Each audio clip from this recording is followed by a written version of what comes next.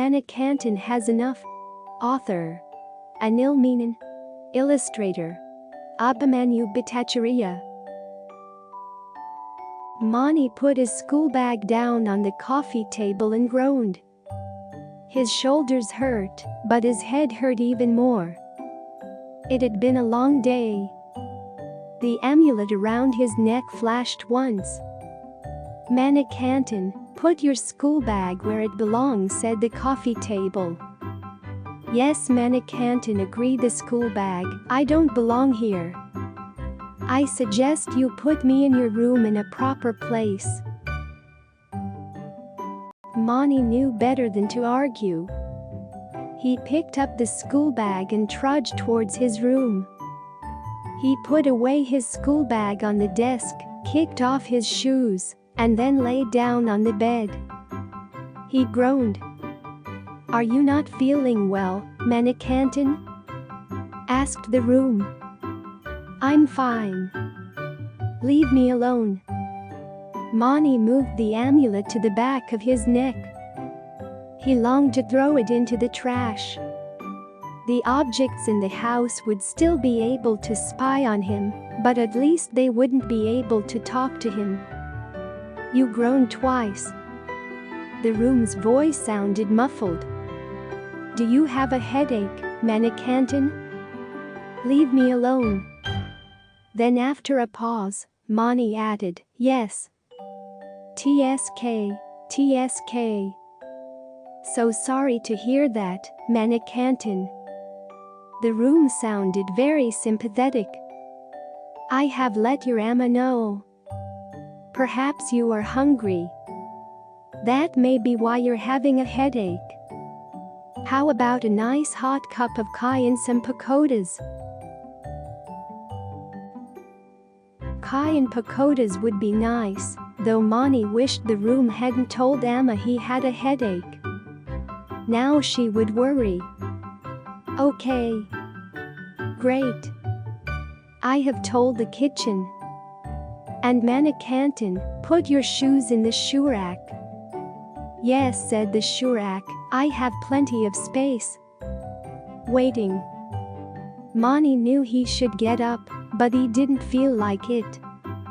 Maybe he should just sleep a little. He was so tired. Waiting, said the shoe rack. Mani closed his eyes and thought of Anandpuram. His Amma called it a village, but to Mani it was home. He recalled the graceful sway of the tall palm trees and the vast rose-blue sky. In the morning the gentle gusts of wind carried the wonderful smell of parathas cooking over charcoal fires.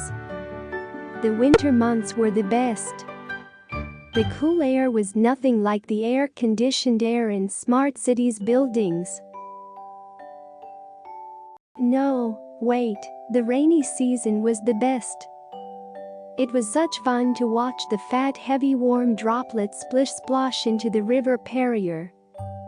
Oh, how he'd enjoyed sitting by the riverbank. So quiet, so peaceful. If only things could go back to the way they had been. Waiting, said the shoe rack. Mani sat up with a sigh.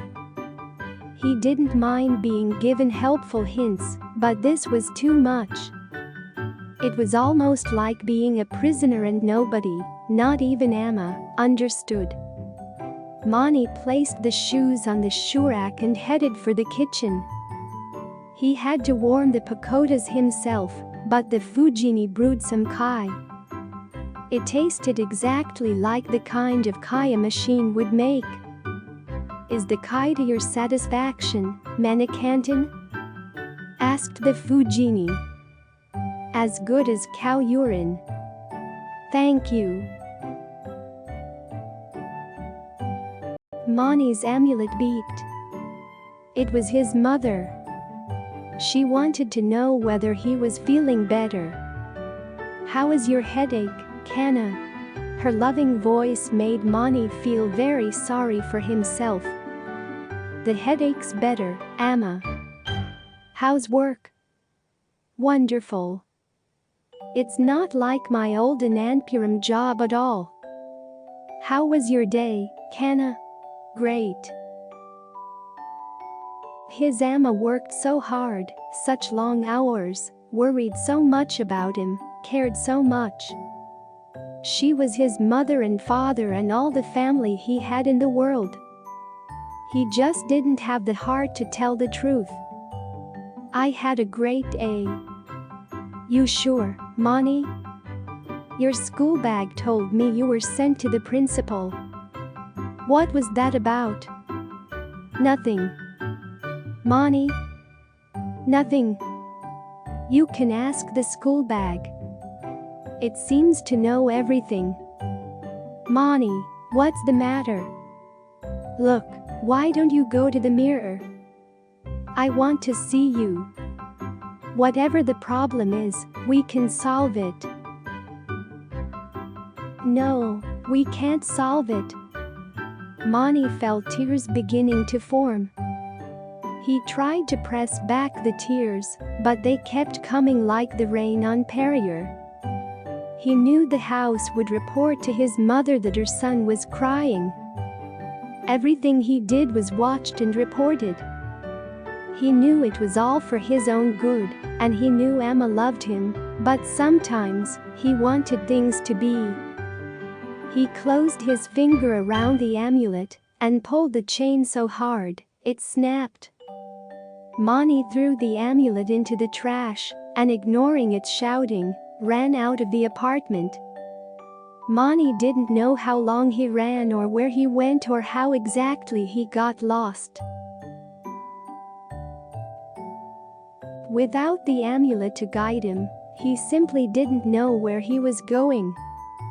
But the smart objects of the city had guessed he was lost and alerted the proper authorities. After his mother had thanked the nice policeman who brought him back, Mani took the amulet from her. He was ashamed, but also really glad to be back. I have adjusted some of the settings, said his mother. The house will now give you a little more privacy. But it is really for your own good, Mani. I know, mumbled Mani. So how was it, your little adventure? Mani shuddered. The streets had been filled with people, but they were all somehow different. They were all strangers. With the amulet, the streets were filled with many people he almost knew.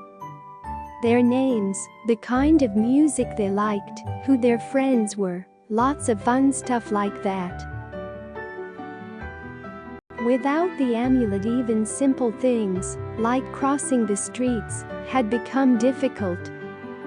There was no voice to tell him, "You can cross now, Manikantan." And nobody knew him either. When he had passed the poster for the movie Mission Mott, the hero of the movie Vikram 7 said, "Hi, do you like action movies?"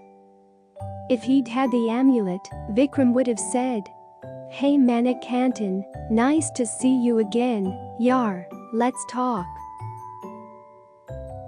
Without the amulet, every object was as stupid as a stone. I thought so, said his mother, with a small smile. Now Mani, you know you shouldn't have left the house without the amulet.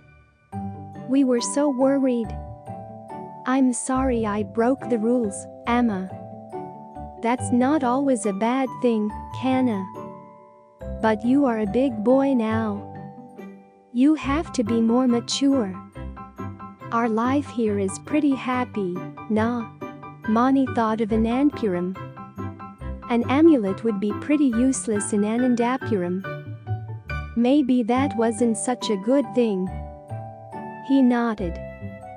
His mother was very sweet. She prepared dinner by hand, well, mostly by hand. The food genie helped, just a little. Then she read him a story as he drank his milk. Later she tucked him into bed, gave him a good night kiss, and touched her amulet to his. He could tell Amma was very tired. Good night, Amma. Good night, Kana. Good night, Manikantan. Good night, Amma, whispered the house. Sleep tight, and I won't let the bedbugs bite. The Internet of Things. Does your alarm clock know that you have exams tomorrow? Will it remind you to set the alarm so that you can get up early to do a final revision? If you are going somewhere and get lost, can your shoes give step-by-step directions? Of course not. Today, most of the objects we are surrounded are just objects. They don't really know anything about you or the objects in the house. The clock is just a clock. The radio is just a radio. The clock does not know what the radio does, and vice versa. They are not connected to you or to other people or to the objects in the world. But things are about to change. Soon, all human-made objects will be interconnected. They will be more aware of what is going on around them. They will be smarter. They will be able to exchange data and keep track of your needs in a better way. When objects get interconnected and can communicate with each other, as if by an invisible telephone network, we say we have an Internet of Things. If it were up to you, would you like to live in Smart City or in an Anpur? Why? What if they all started talking? Count the number of objects in your home or classroom: door, chair, clock, radio, books, etc. Are you surprised by the number? Imagine how it would be if they could all see and hear and speak. How would your life change?